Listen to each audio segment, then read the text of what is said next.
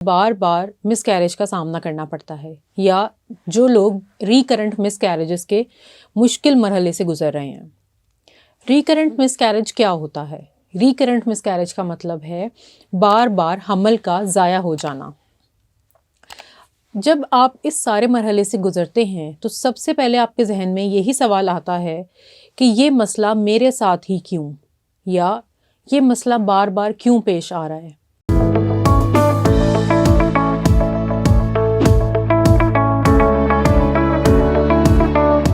السلام علیکم، میرا نام ڈاکٹر جویریہ ہے اور میرا تعلق گائنی آپس کے شعبے سے ہے۔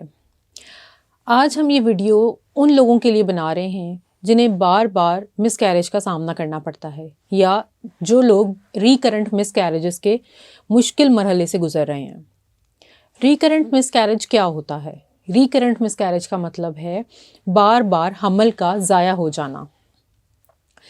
جب آپ اس سارے مرحلے سے گزرتے ہیں تو سب سے پہلے آپ کے ذہن میں یہی سوال آتا ہے کہ یہ مسئلہ میرے ساتھ ہی کیوں، یا یہ مسئلہ بار بار کیوں پیش آ رہا ہے۔ عام طور پہ جب ایک مس کیریج ہوتا ہے اور آپ اپنے ڈاکٹر کے پاس جاتے ہیں تو آپ کو یہی بتایا جاتا ہے کہ 70% کیسز میں یہ ایڈیوپیتھک ہے۔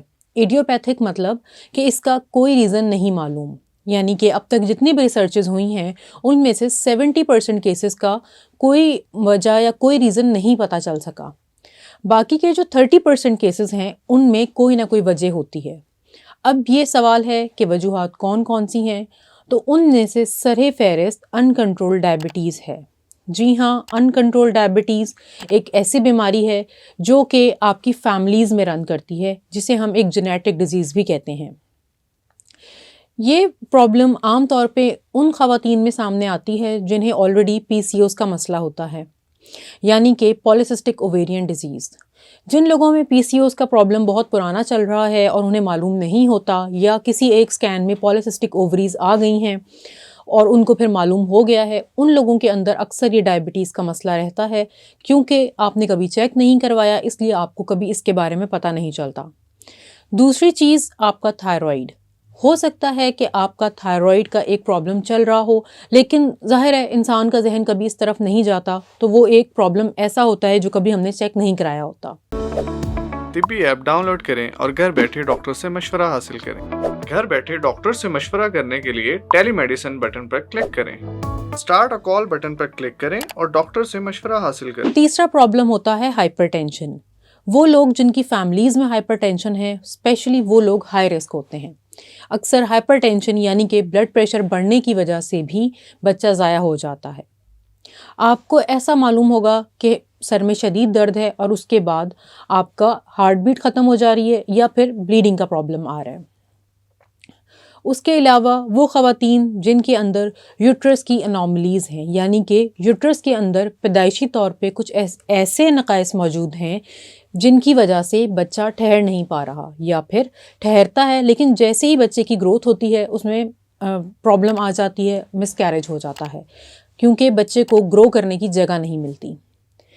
یوٹرائن انوملیز یا یوٹرس کے پیچیدہ نقائص میں عام طور پہ بائیکارنویٹ یوٹرس بہت کامن ہے، یعنی کہ ایسی بچے دانی جس کے اندر 2 کیویٹیز موجود ہیں، اور اگر ان میں سے ایک کیویٹی چھوٹی ہے اور حمل اس چھوٹی کیویٹی میں ٹھہر جاتا ہے تو جیسے جیسے بچے کی گروتھ ہوتی ہے اس کی جگہ کم پڑ جاتی ہے اور الٹیمیٹلی مس کیریج کی طرف پریگنینسی چلی جاتی ہے۔ اس کے علاوہ اور بھی کئی مسائل ہیں جس میں خون جمنے کی بیماری سر فہرست ہے۔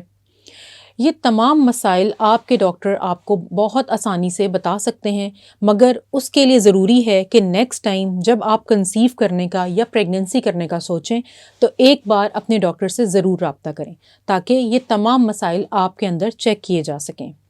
اس کے علاوہ اور کسی بھی معلومات کے لیے آپ طبی کے تھرو ہمیں اپروچ کر سکتے ہیں۔ Thank you so much.